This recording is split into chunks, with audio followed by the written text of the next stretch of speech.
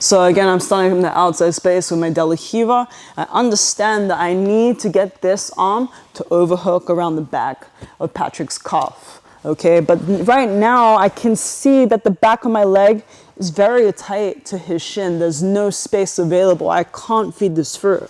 The best I can get right now is this leg hug position that we're more familiar with from the Berimbolo series, okay? So once I'm in this leg hug position, we're gonna start the move from here. Grab the collar, I create space, I'm pushing away the non-De La Riva leg.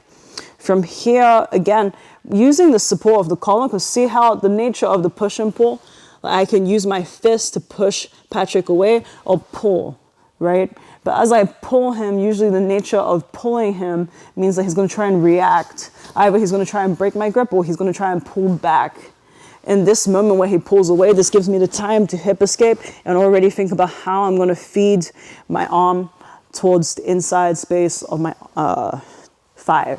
From here, I'm gonna bring my right foot back to my butt. I turn the hand to the inside space over the top of my thigh, grabbing my hand. From here, I can again push the far side leg if needed. Because I don't want to injure Patrick, I'm using my right hand as support, trying to show that if I put my hip a little bit more in alignment with his shin, it makes it very, very strong to finish this De La Riva Footlock position.